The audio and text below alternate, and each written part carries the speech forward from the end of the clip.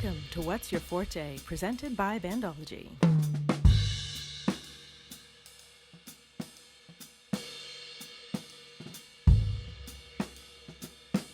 Welcome to the 9th episode of What's Your Forte, presented by Bandology, the show where we interview professional musicians, conductors, composers, and educators about their musical journeys and the experiences that brought them to where they are today. On this episode, we have Dr. Jessica Kun, the current conductor and artistic director of the Richmond Philharmonic Orchestra. Dr. Kun completed a Doctor of Musical Arts degree in conducting at Arizona State University, where she conducted the Wind Symphony, the Wind Ensemble, Chamber Winds, and the Lyric Opera Theatre. She also holds a Bachelor of Music and Bachelor of Education degrees from the University of Calgary, a Master's Certificate in Conducting from the University of Calgary's Wind Conducting Program, and a Master of Music degree in Musicology from the University of Manchester in England, where she conducted the Symphony Orchestra, chamber ensembles, and the New Music Ensemble, as well as civic, professional, and youth orchestras and new music ensembles across the country. Across the globe, she has conducted string and full orchestras, symphonic and jazz bands, chamber music, contemporary music ensembles, and opera, and has taught and conducted musicians at all levels, from novice to professional. Dr. Kun remains active internationally as a conductor, adjudicator, and clinician in North America, Great Britain, Europe, and South America. Without further ado, let's jump into this week's episode and learn more about Dr. Jessica Kun's musical journey and the experiences that brought her to where she is today. Okay, so welcome to What's Your Forte. Can you briefly describe yourself and your current positions or projects? Absolutely.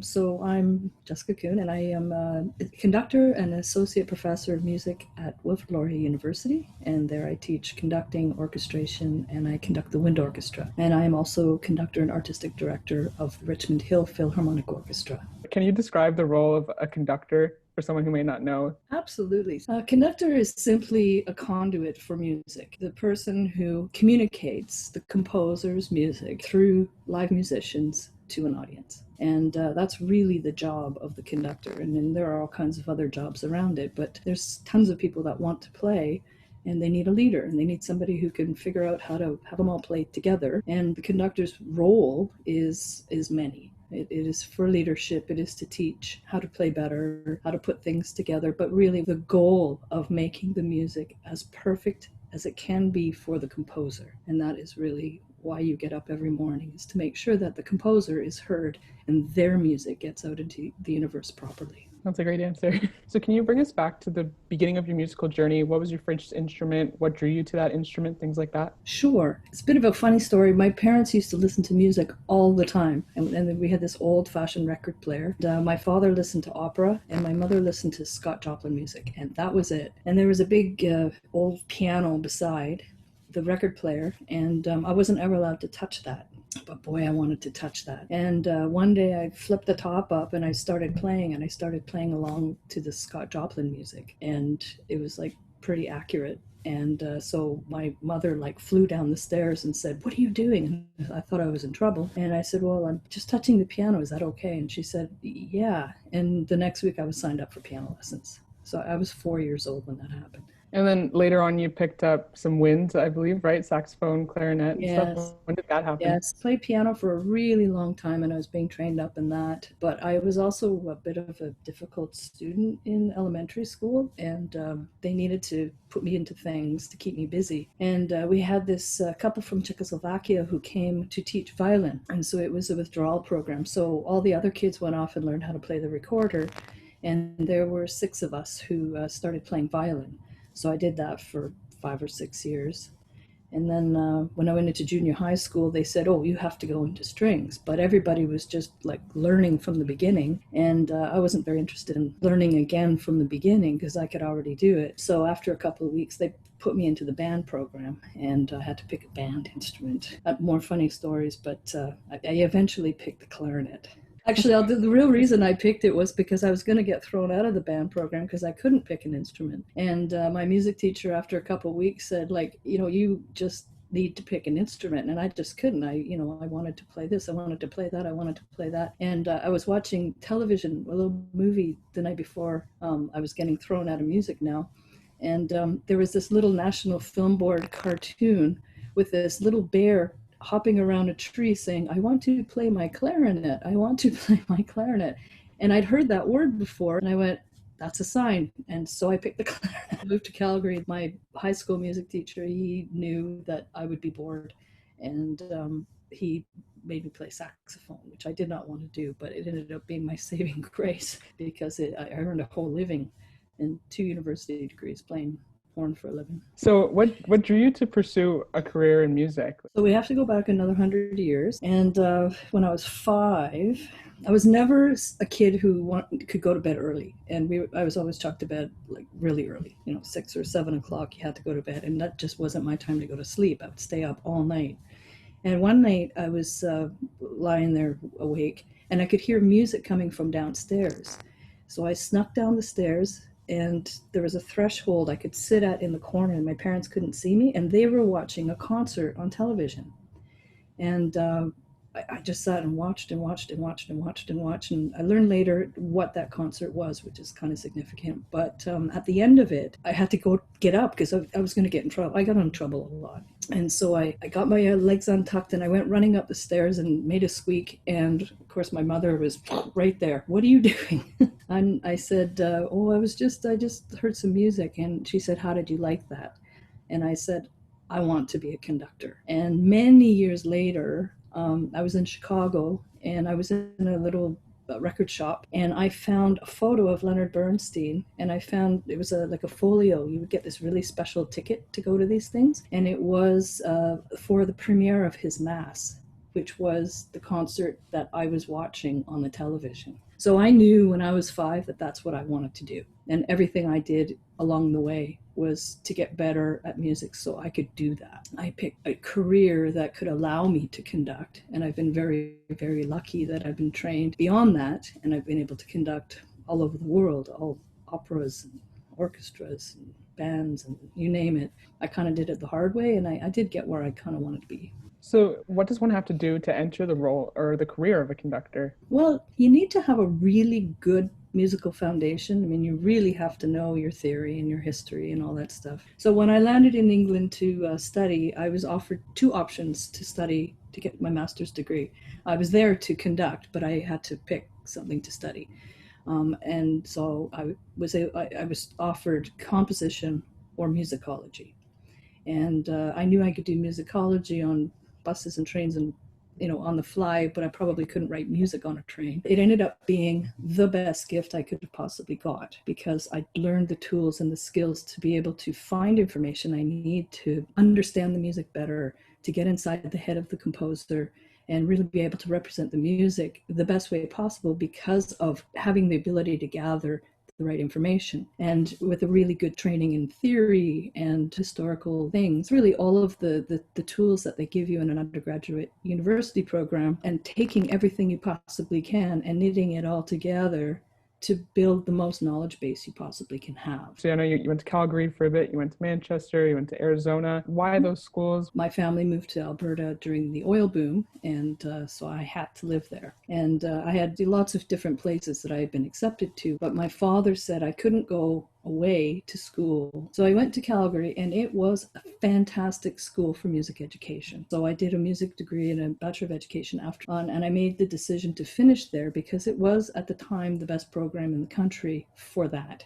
And then I moved back to Ontario to teach, and I taught high school for 12 years. And then I got the bug artistically to move on in conducting. But the whole while I was teaching, I was taking summer courses in conducting, and I was doing weekend symposiums and things like that, and just learning as much as I could about the craft. And I took every opportunity. I did a program in Minnesota for many years in the summer, and then I did the Calgary summer course, which was almost the equivalent of a master's degree. And you work with very, very famous conductors, composers, theoreticians, and that's where Timothy Renish found me and said I needed to go to England to learn the craft better and do orchestras and new music.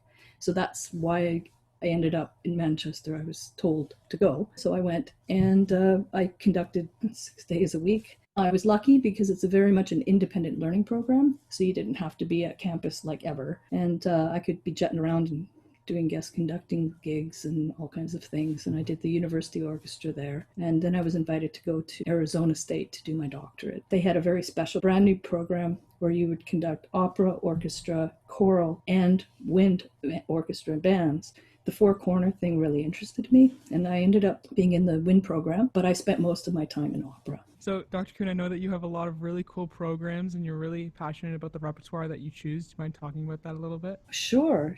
I think quality of repertoire with every ensemble is the key thing. So while I was saying, I'm the conduit for the composer, I truly believe that if you pick the right composer and the right repertoire for the ensemble, you're going to get the best result. So my programming, for example, like at Laurier, is really exciting. I do all themed programming. I do that with my orchestra as well. But in the wind world, there's just so much exciting, colorful repertoire that I can choose. I learn a lot because if I pick a piece that I want to do, I have to discover other pieces. I vet them all, of course, but while I'm in the journey, I find other repertoire, and sometimes I find things I want to play with my orchestra, and those concerts are themed as well. Plus, too, I also think about the multimedia that I put behind my programs and make movies for things and really cool lighting, but always make sure that there's a really firm balance between challenge and success of the musicians so that everybody's got something to work for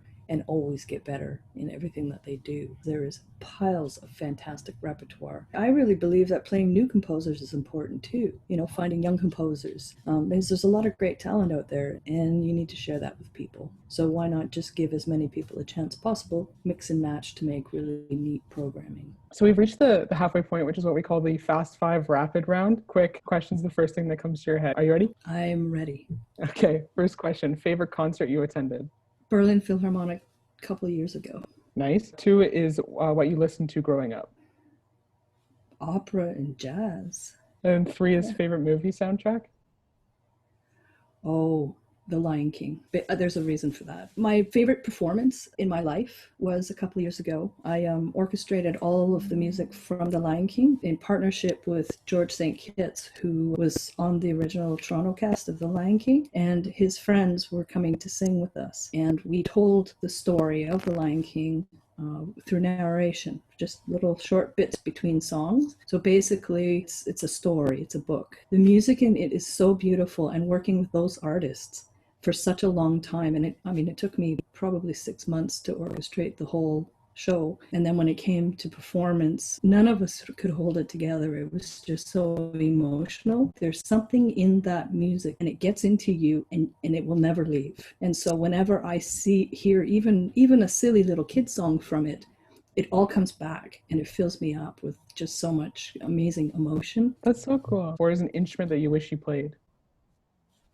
Oh, French horn or cello, tied. Nice. And then the last one is a hidden talent. Oh, I was meant to be an artist. I paint and draw. That was what I was supposed to study in school. Really? Yes. That's super cool.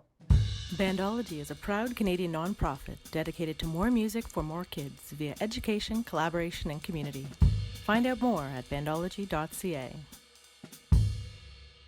How are 21st century skills such as critical thinking, communication, collaboration, and creativity used in a conductor's career? So you have to show what you think and what you feel without talking as much as possible. And when you do talk, it's got to be quick and it's got to be right on, and help the musicians find the best way to present themselves through the music. A good language to communicate, really good leadership skills to have people buy into what you're saying. And then the gestural communication through conducting obviously is something that has to match with all of that. How do you see the career of a conductor changing in the future? Well, right now, it's a bit of a tricky question. All careers have to change. I'm afraid that this one might be making us change. COVID-19 doesn't disappear. We have to find different ways to do this. I know for a fact that musicians want to play. I've heard them, they're at home and they want to make music. I've had some show up on my front lawn to play for me because they just needed to play. They need to express themselves. We're used to being in a big collective with tons and tons and tons of people, and doing that from home it's not the same. Human connection is really, really important in live music. And the skills that they need, the skill set that they need to make good music depends on sitting beside somebody or in front of somebody or amongst a group of the same instruments. So if COVID-19 goes away, for sure, we've learned ways to make music without being in front of people that could actually make the experience better. mean, rehearsing virtually, there are certain things you could do virtually which can actually speed up the process in the rehearsal room. But it is one of those professions that is ancient. And I think it will stay ancient. And I don't think it's possible to happen the same way that it always has done. The role of the conductor is going to be very clever in how to get music out of people perhaps not being right in front of them, or in smaller groups and putting bigger groups together, or designing buildings that it can happen in. It's a tough question because we're right in the middle of trying to figure out how we can continue this art, and it's really hard and it's heartbreaking. I spent my whole life working on doing what I do, and I can't do what I do right now, and I need to figure out how I can do that, but I think I can.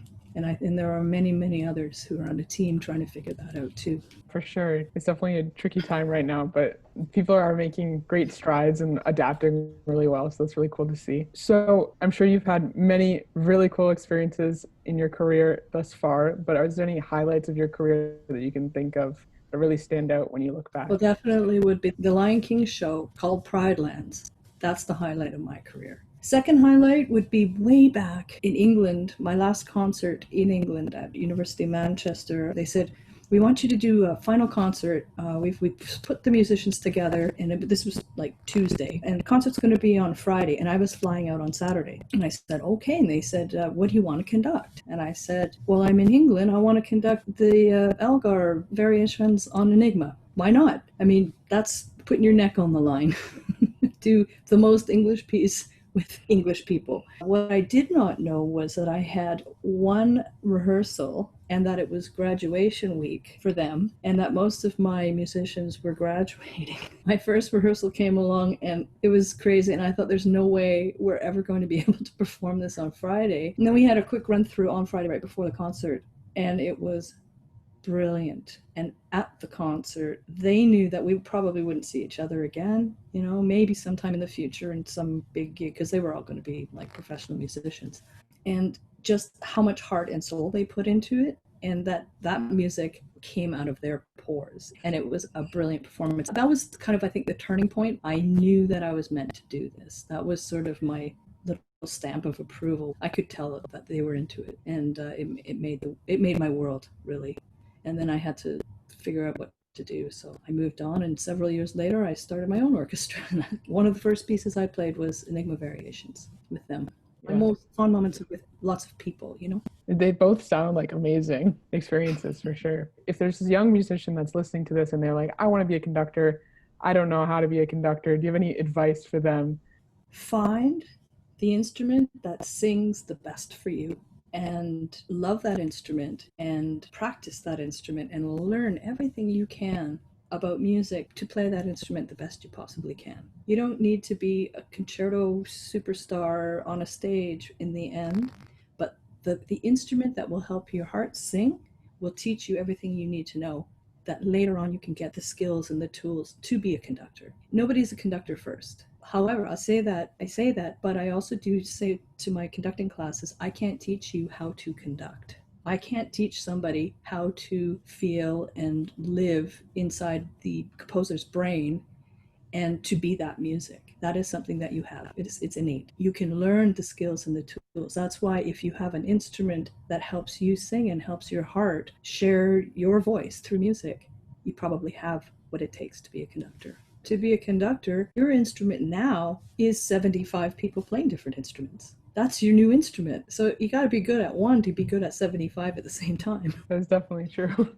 And then the last question that I have here is, why is music education important to you? It is very important because nearly every human needs to express themselves some way. Some people paint and draw, some people act, some people are going to be the next soccer star or whatever. But artistic expression is very, very, very, very important to every single human being in some way.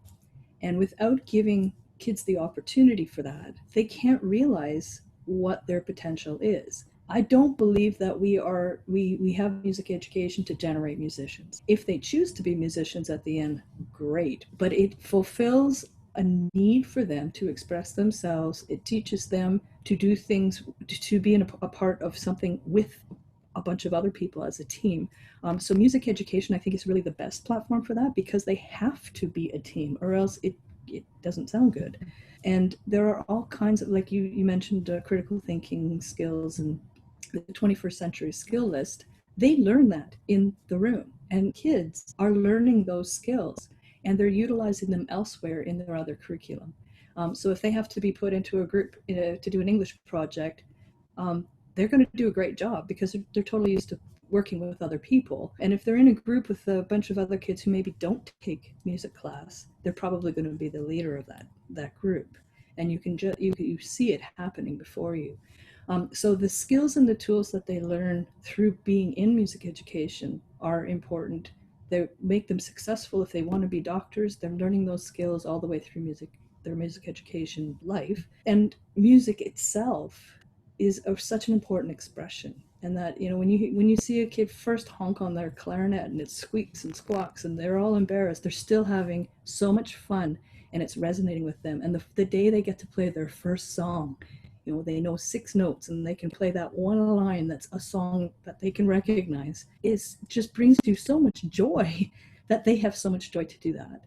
So I think music education is crucial to all education. And if people are interested in the Richmond Hill Philharmonic Orchestra or keeping up with things that you're doing, is there anywhere that they can go? Absolutely. www.rhpo.ca.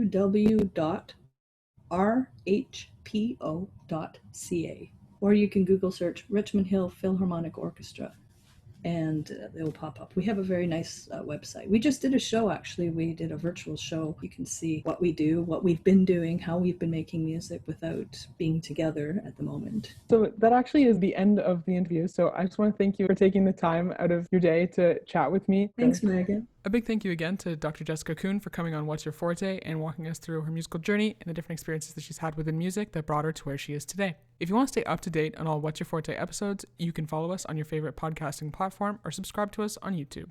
Once again, I'm your host, Megan Harton, and I'll see you next time. Thanks for joining us on What's Your Forte, presented by Bandology. If you liked what you heard, you can find out more about this series and our organization at bandology.ca, which features information about research, advocacy, and music education, and our band camp and play a gig programs.